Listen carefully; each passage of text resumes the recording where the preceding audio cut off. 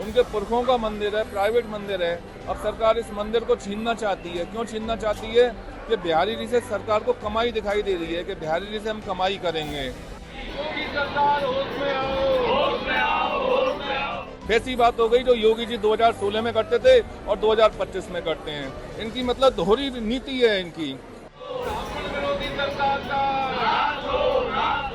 यदि इस हिंदू विरोधी तानाशाही सरकार का रवैया हमारे प्रति नहीं बदला तो हम इसको फिर आमरण अनशन में बदलेंगे।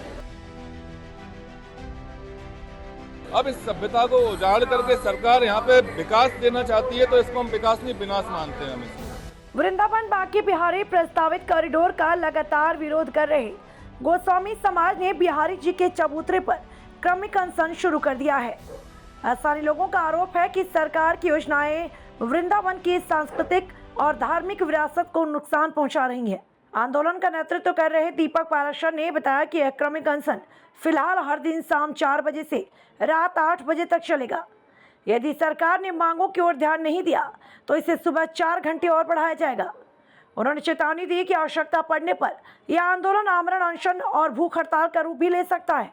देखिए, बांके बिहारी कॉरिडोर को लेकर जिस तरीके के माहौल को आप लगातार सोशल मीडिया और न्यूज चैनल के माध्यम से देख पा रहे हैं, जिसको हम भी प्रमुखता से दिखाने की कोशिश कर रहे हैं, फिर चाहे वो प्रशासन की गतिविधियां हो या फिर गोस्वामी समाज की। इस वक्त मैं बांके बिहारी मंदिर पर मौजूद हूं। जब यहाँ आई तो एक जानकारी मिली कि अब गोस्वामी क्रमिक अनशन पर बैठ चुके हैं। मेरे साथ दीपक पाराशर जी हैं। क्या कुछ कहना चाहेंगे इस अनशन को लेकर? आज से हमने यानी कि 22 जून 2025 से हमने कॉरिडोर और अधिग्रहण के विरोध में क्रमिक अनशन शुरू किया है। अभी हमने इसका समय शाम को 4 बजे से लेकर 8 बजे तक रखा है। जरूरत पड़ने पे हम इसका सुबह और रखेंगे, सुबह 4 घंटे, शाम को 4 घंटे।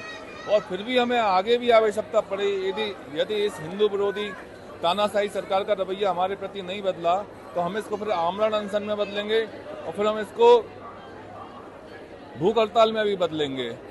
हमारी व्यथा यही है कि कॉरिडोर और अधिग्रहण, कॉरिडोर ना बनाया जाए, अधिग्रहण ना किया जाए। ऐसा है कि कॉरिडोर बनाने से वृंदावन की संस्कृति, वृंदावन की सभ्यता लुप्त होगी। वृंदावन का जो पुराना वृंदावन है, प्राचीन वृंदावन है, वो अस्तित्व ही खत्म हो जाएगा। वृंदावन की जो कुंज गलियां हैं, वृंदावन की जो खुशबू है, वो ही खत्म हो जाएगी। तो फिर वृंदावन में बचेगा क्या? और रही बात अधिग्रहण की, तो अधिग्रहण जो बिहारी जी की सेवा 500 वर्षों से गोस्वामी जन करते आए हैं, उनके पुरखों का मंदिर है, प्राइवेट मंदिर है। अब सरकार इस मंदिर को छीनना चाहती है। क्यों छीनना चाहती है? कि बिहारी जी से सरकार को कमाई दिखाई दे रही है कि बिहारी जी से हम कमाई करेंगे। आज जिस सेवा भावना से गोस्वामी जन सेवा कर रहे हैं, मेरे को नहीं लगता कि सरकार के हाथ में जब न्यास बनेगा तो वो उस रूल को, उस पद्धति को, उस सेवा पद्धति को यहाँ लागू करेंगे। अभी जो 4 घंटे सुबह मंदिर खुलता है, 4 घंटे शाम को खुलता है, सरकार तो ये चाहेगी सुबह 8 घंटे मंदिर खुले, शाम को 8 घंटे मंदिर खुले, जैसा कि राम मंदिर आप देख रहे हैं।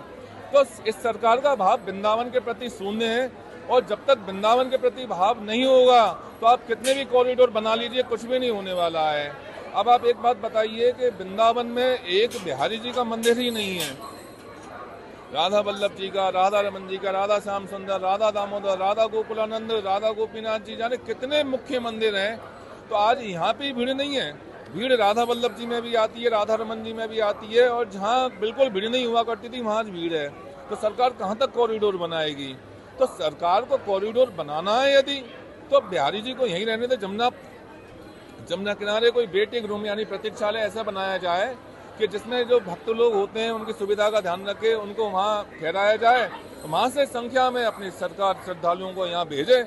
तो ये तो सरकार की बात समझ में आती है। अब सरकार कहे कि नहीं जी, हम कुंज गलियों को तोड़ेंगे, ब्रजवासियों के घरों को, दुकानों को उजाड़ेंगे, वृंदावन को फिर हम सजाएंगे, तो ये तो मूर्खतापूर्ण बात लगती है, इससे ज्यादा कुछ नहीं लगती। अच्छा, मैं एक बात जानना चाहूंगी। मेरी नरेंद्र गोस्वामी जो एडवोकेट हैं, उनसे मेरी बातचीत हुई थी इसी पूरे मैटर को लेकर। तो उनसे जब मैंने जाना तो उन्होंने कहा कि ये जो केस मैटर जो कोर्ट में है, ये दोबारा से 29 तारीख को जो तारीख है वो दोबारा से इस पर सुनवाई होगी।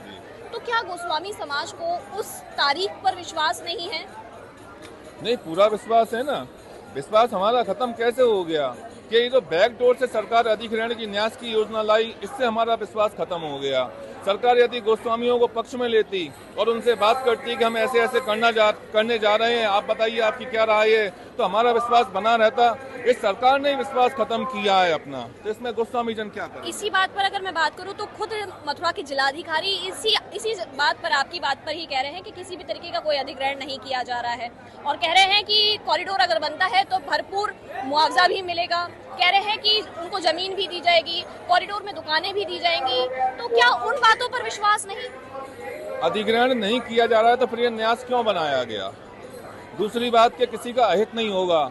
आज जिलाधिकारी जी मुझको लिख के दें कुंज गलियां ऐसी की ऐसी रहेंगी, यहाँ जो ब्रजवासियों के 500-500 साल पुराने मकान है, मंदिर है, वो ऐसे के ऐसे रहेंगे, तो उनकी बात मैं मान लूं।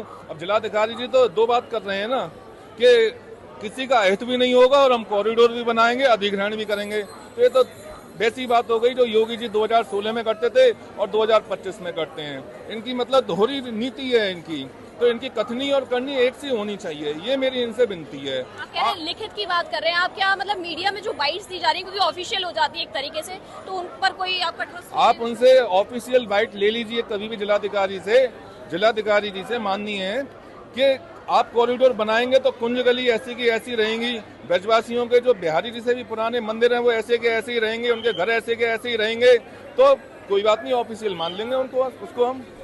ये जो अनशन आप लोग अब शुरू किया है आपने अनशन, ये जो आप संघर्ष कर रहे हैं, लड़ाई लड़ रहे हैं एक तरीके से, जैसे एक लड्डू गोपाल की सेवा की जाती है, एक तरीके से आप सेवा कर रहे हैं अब ये, तो क्या लगता है कि आपकी ये सेवा, ये संघर्ष जो है सफल हो पाएगा? क्या कॉरिडोर रुक जाएगा? ऐसा है, ये केवल बिहारी जी की लड़ाई नहीं है, ये पूरे वृंदावन के अस्तित्व की लड़ाई है।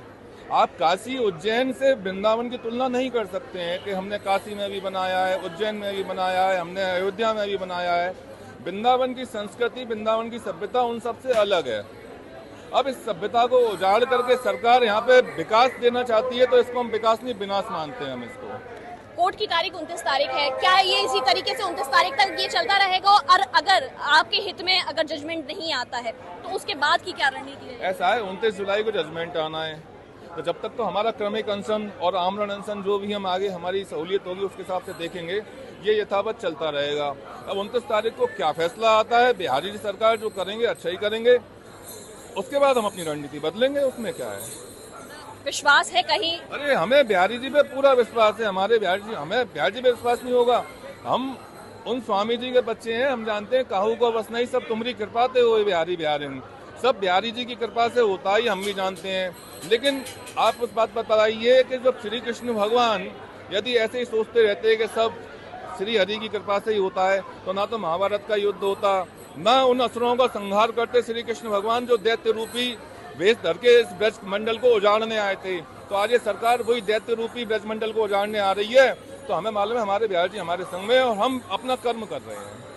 देखा आपने, फिलहाल बांके बिहारी मंदिर से साफ तौर पर एक क्रमिक अनशन जो है वो प्रारंभ कर दिया है। अभी 4 घंटे का है, कहना है कि 8 घंटे भी जाएगा और हो सकता है कि ये भूख हड़ताल में कन्वर्ट हो जाए। इस वक्त आप देख पा रहे हैं श्रद्धालुओं की यहाँ पर भीड़ जो है वो नजर आ रही है। श्रद्धालु इस वक्त दर्शन करके अपने आराध्य के वापस आ रहे हैं और एक तरफ गोस्वामी समाज अपना विरोध जाहिर करता हुआ क्रमिक अनशन पर बैठा हुआ है। पाराशर ने कहा कि सरकार ब्रजवासियों की भावनाओं की अनदेखी कर रही है, वृंदावन की पारंपरिक संस्कृति और आस्था को नजरअंदाज कर तानाशाही ढंग से कॉरिडोर को थोपने की कोशिश की जा रही है। जहां भी सरकार ने इस तरह के कॉरिडोर बनाए हैं, वहां आम भक्तों को असुविधा हुई है और केवल वीआईपी वर्ग को लाभ मिला है। आंदोलनकारियों का कहना है कि सरकार का ध्यान व्यवस्था बनाने से ज्यादा धार्मिक स्थलों पर व्यावसायीकरण करने पर है। उनका आरोप है कि यह परियोजना मंदिरों से व्यापार करने और उनकी संपत्ति पर कब्जा जमाने की मंशा से चलाई जा रही है।